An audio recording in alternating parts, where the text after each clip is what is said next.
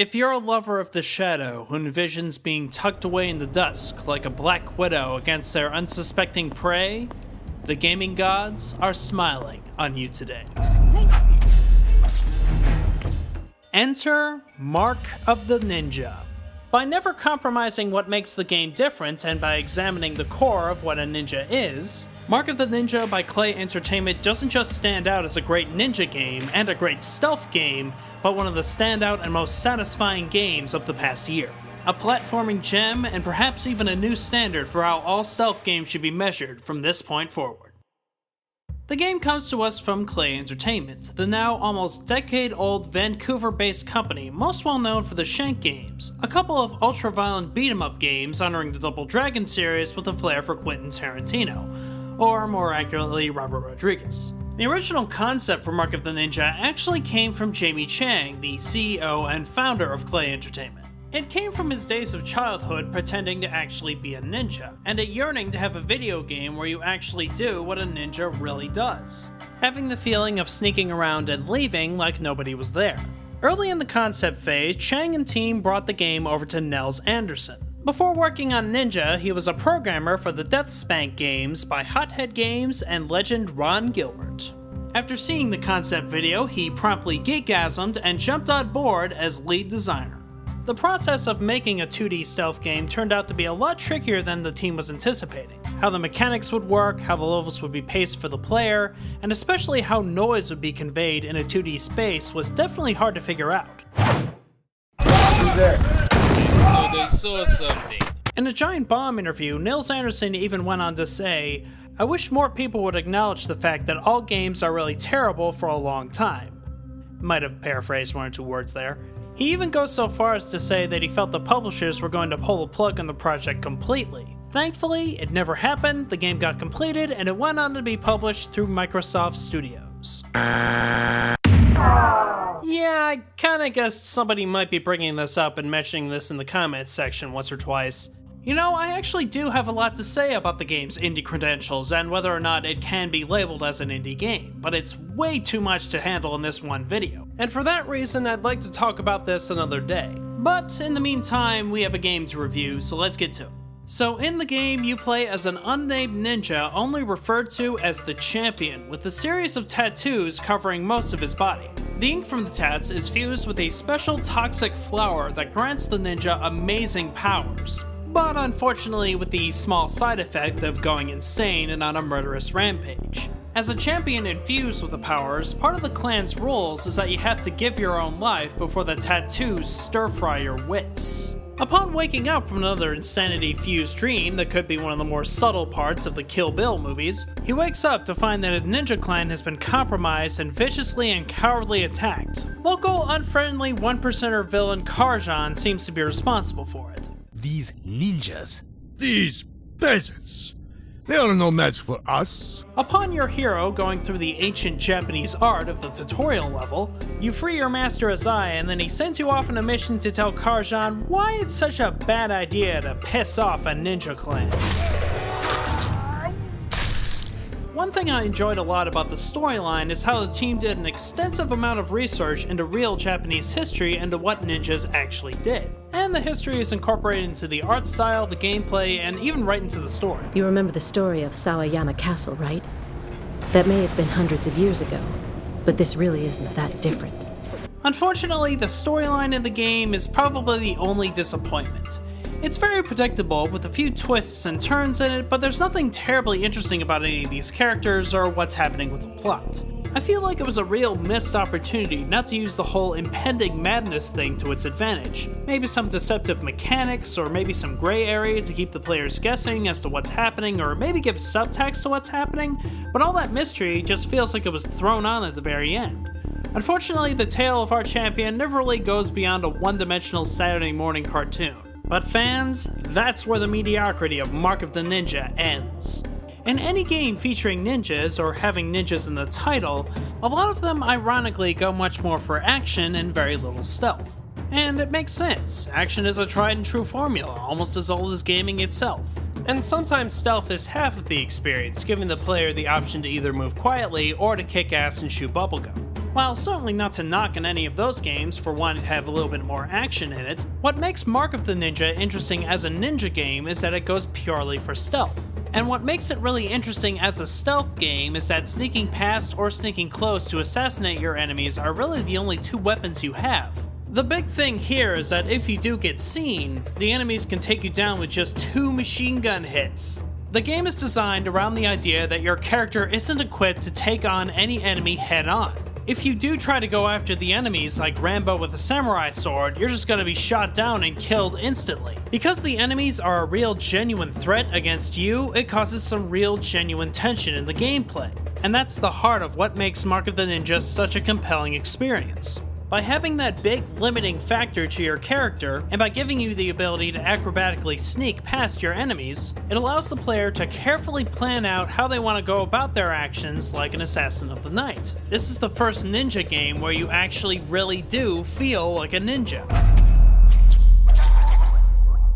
So here's how it works. Obviously, sound is a big factor in any stealth game, sneaking past different enemies to be able to tell when you've captured somebody's attention. The game shows you how much noise you're making by showing big round circles for how loud your steps are, or the range of how much noise you make whenever you try to aim a bamboo dart at a light, for example.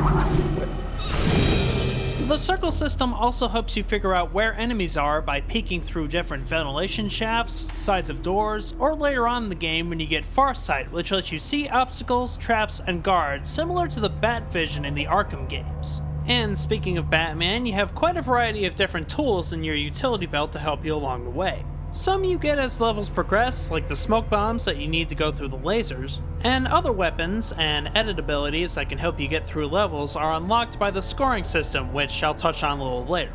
Weapons such as the Spike Bear Trap, an all too familiar cardboard box, and 1 or 2 more gruesome ways in order to terrify your enemies. That's another really neat mechanic about Mark of the Ninja, is that you can scare the piss out of your prey. It leads them into a panicked state where they keep going left and right and can sometimes shoot at the other enemies. You might think that all of these abilities might make things a little bit too easy while you're playing the game, but again, 1 or 2 hits and it's back to the last checkpoint. The challenge also comes from really smart level design. It's obvious that Klei paid a lot of attention to where the different guards are placed, or the different places that you can hide, or the different resources that you'll be able to have in each level. At the same time that the levels present a variety of different options for the player to get from point A to point B, it can still present some pretty tricky situations as to how to get through them. The guards aren't just limited to this small cone of vision right in front of them. If you're in a light and they're facing the direction of that light, they're going to see you. The game also ups the challenge by taking away a lot of those elements that you've probably been taking for granted. For example, those walls that you've been climbing up and down throughout the game may crumble and create a loud noise, creating unwanted attention. The ground-based vases that you've been using to hide behind may be rigged to explode later on. In the desert levels, your vision becomes cloudy after some sandstorms. In the European levels, lightning could give away your position to any of the guards. The level design keeps things fresh going throughout the game, and at the same time rewards players for their patience and their endurance. It gives the player a great sense of rhythm going through the levels, timing your jumps, and planning out your strategy to get to the next obstacle. It just flows insanely well. And a big part of that are the spot-on controls. I played the entire game on the PC, but for the sake of comparison, I also played the Xbox 360 demo. Both versions feel terrific, and for the PC version, all I needed to do was plug in my handy-dandy Logitech controller and it was programmed right away. The word that keeps coming to mind to myself when thinking over the controls is satisfying. Whether you're jumping on a wall or doing the quick time kill of each of the enemies, it all becomes second nature to use, and it just feels good to be able to do anything in this world. Whether you're going into a mad rush speedrun of a level or slowly taking your time, it gives an amazing sense of freedom and grace. Granted, there is one part where you have to move up crates on the left or right side, and that got a little bit tricky, but other than that, the controls in this game are very much on your side. In terms of the amount of content for this game, it is a completely linear adventure that takes about 6 to 8 hours to beat.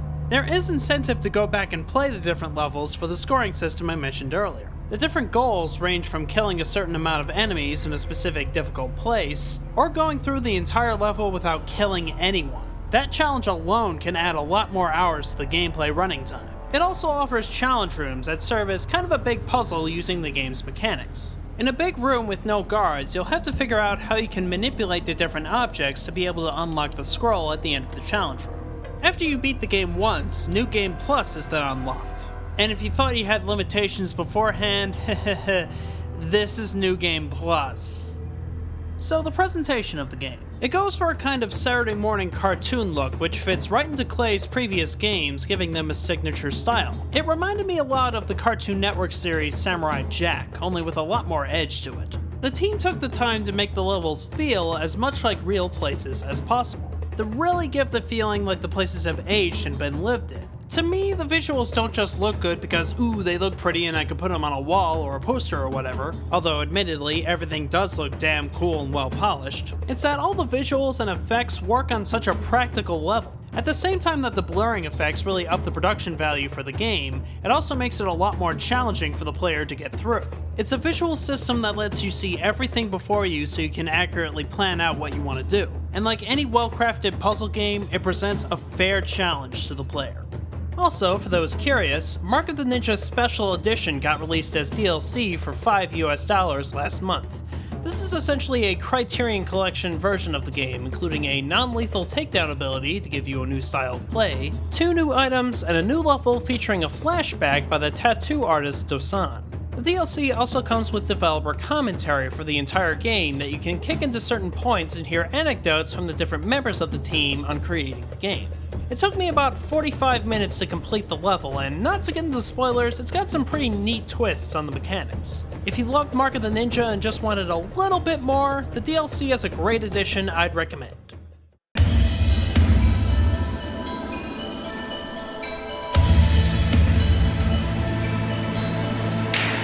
Many people perceived Mark of the Ninja to just be Shank with ninja abilities. And with a tricky design and creation process, it easily could have devolved into it, but Mark of the Ninja deserves so much more credit than that. Klei Entertainment has crafted a unique and interesting platformer experience with outstanding level design and outstanding gameplay. In a year when it could have easily stood in the shadows amongst a great selection of terrific indie games from 2012, this game comes and rewards the player by making them feel like an artist of assassination at work. Go ahead and give it a download, and stay in the shadow. Hey all, thanks for watching the video as always. A big thanks to Klei Entertainment for cooperating with me and answering my questions about their game. Another big thanks to Pixel Prospector for introducing me to Klei Entertainment and Mark of the Ninja. Thanks for watching, have a good day. Have you thought about not killing yourself?